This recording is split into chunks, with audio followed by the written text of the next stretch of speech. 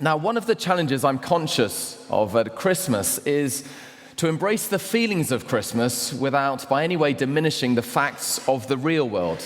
It's something that the marketing agents and the advertising agencies, I think, find particularly difficult to do.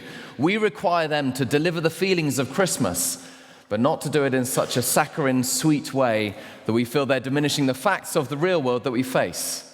I mean, think of the John Lewis campaigns. They actually started back in 2007. Of course, it went viral in 2011. You probably remember the advert, the boy waiting for Christmas as the calendar ticks over day by day, and he's eagerly awaiting like every child, and then Christmas arrives, and he runs to give a present, not to get a present. And I know what you're thinking.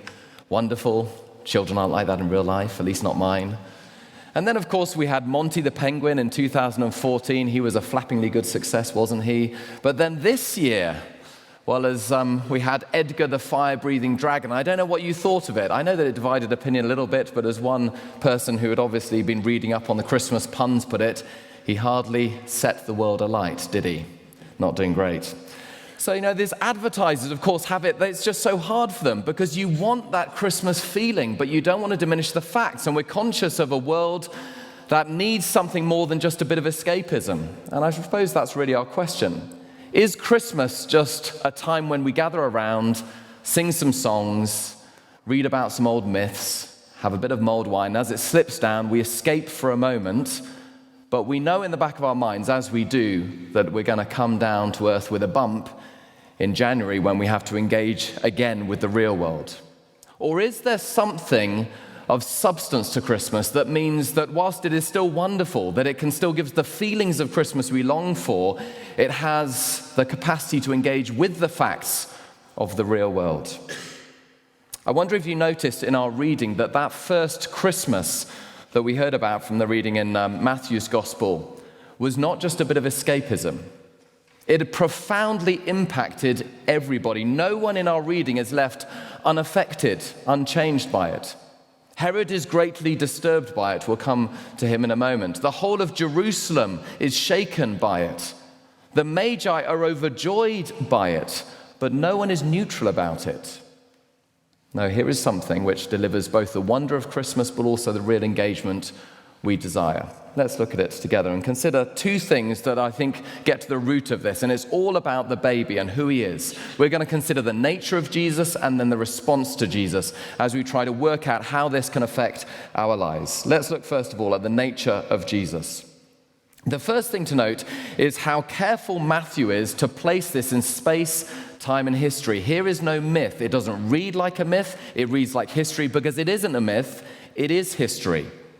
Matthew carefully places Jesus in the reign of Herod the Great. Now, we know a lot about Herod the Great from historians at the time, particularly Josephus.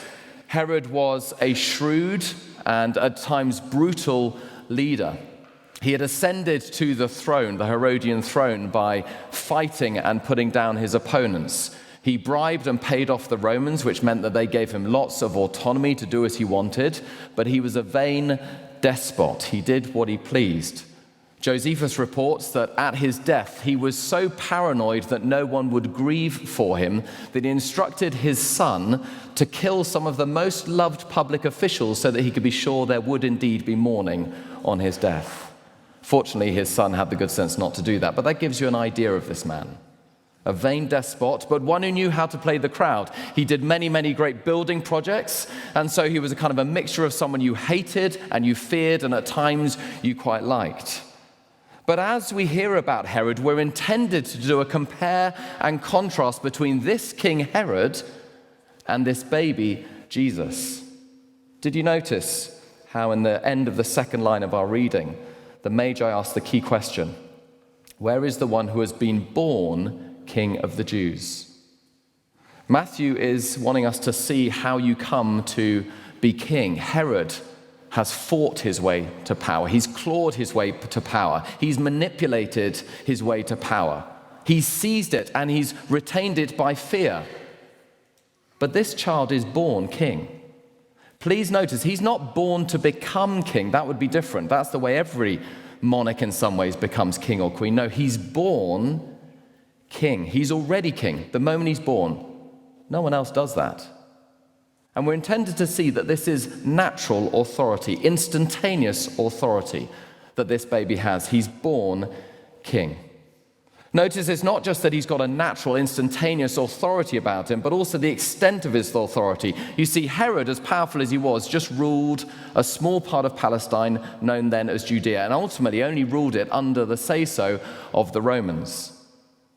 But the Magi, and notice we're not told how many there are, 3 gifts, maybe 3 or more, we don't know. Magi being rulers or kings or wise people, governors, prime ministers from far-off countries, probably from Babylon, hundreds if not thousands of miles away.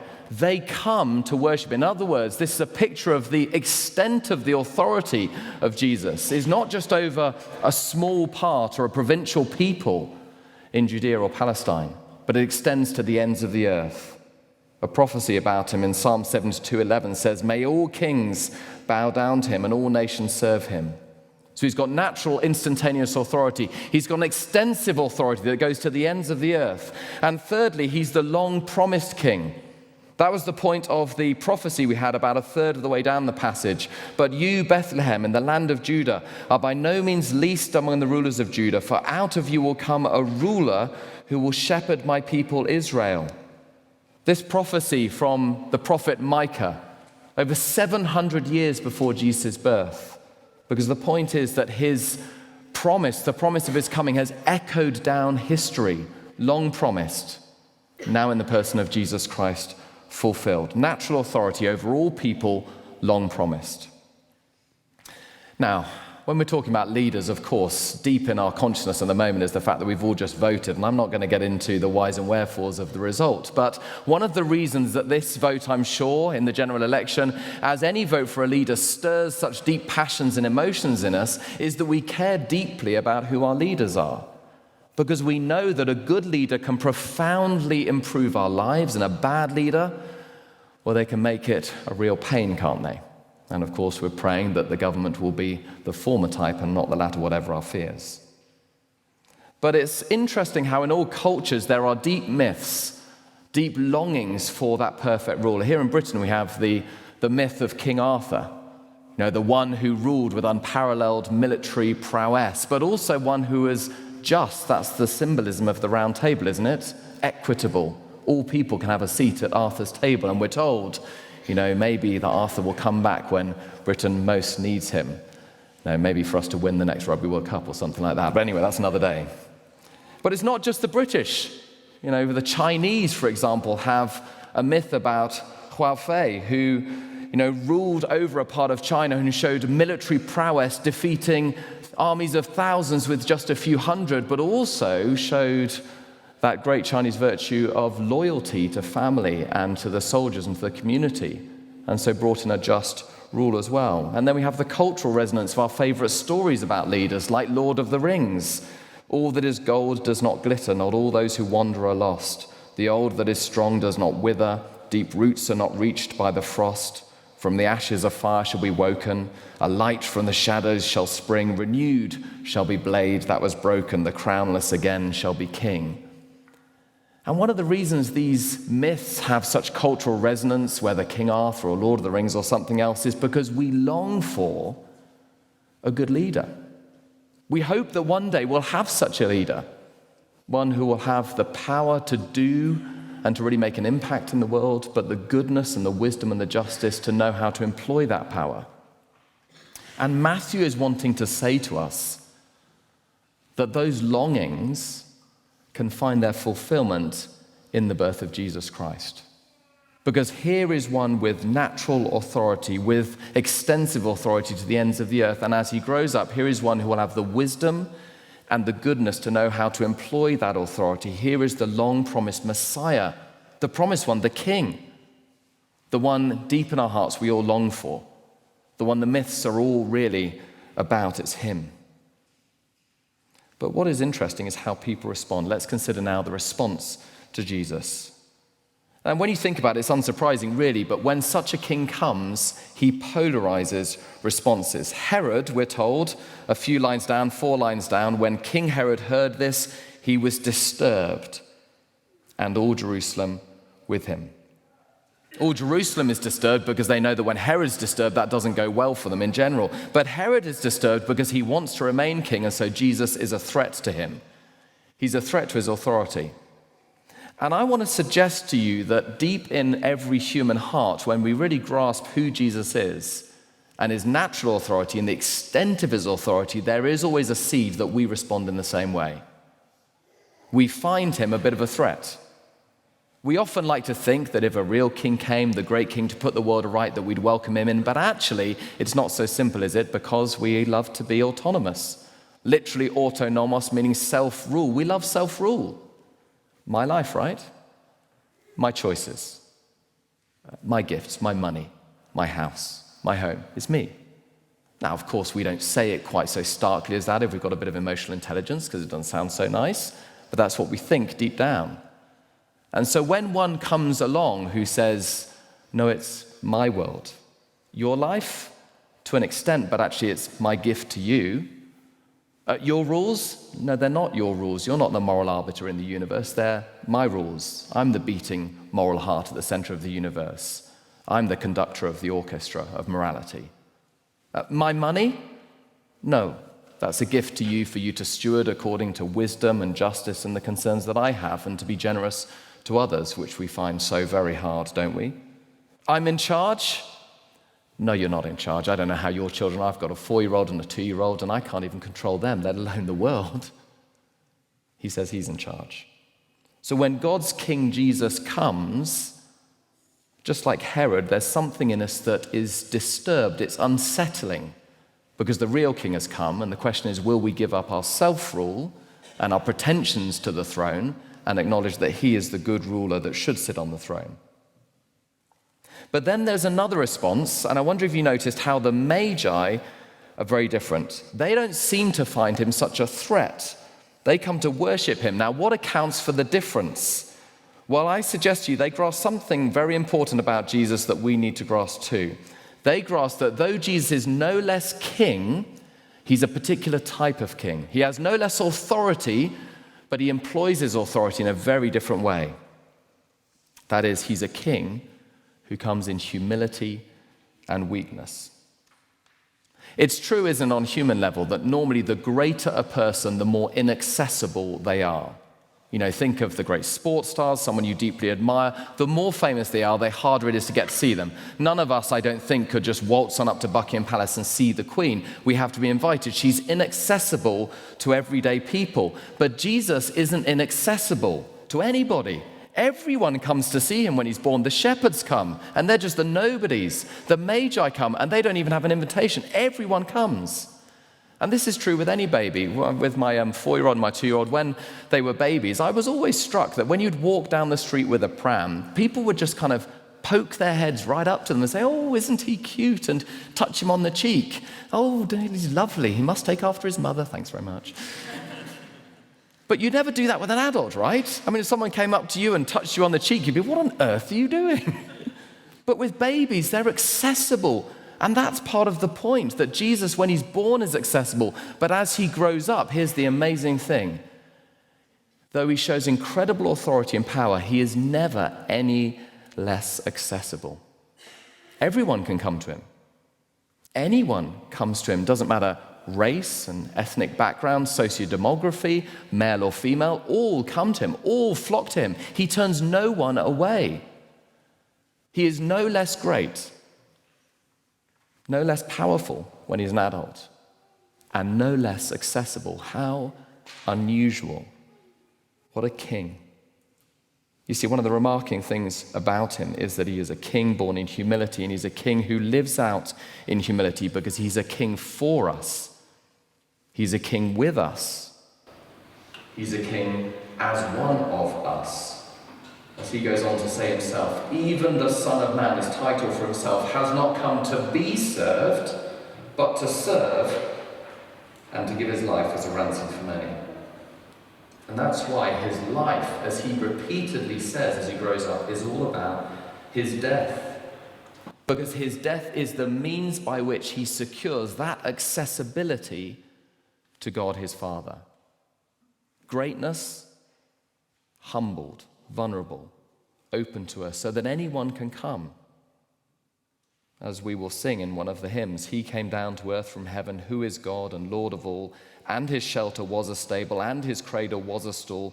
With the poor and meek and lowly lived on earth our Saviour holy. He's a king who's come to save us. He's God with us. He's here to open God up to us. And I suggest to you it's because the Magi grasp something of that they don't fear Jesus, that they are not distressed by Jesus, but they draw near to him. I wonder as I close how your heart responds to the idea of the true king coming, the one with all authority, the long-promised king. Where are you, to put it like this, on a spectrum of Herod to the Magi? I mean, not in terms of would you think you're like Herod. Obviously, none of us, I hope, are like Herod. But where do you feel in your emotional reaction to Jesus? Do you feel disturbed by him, or do you want to draw near to him and rejoice at him? If you feel yourself rejecting him, pushing away at the idea of you giving up self-rule of your life, I wonder, have you really grasped both his authority but also his humility? He's not come to oppress you. He's not come to domineer you.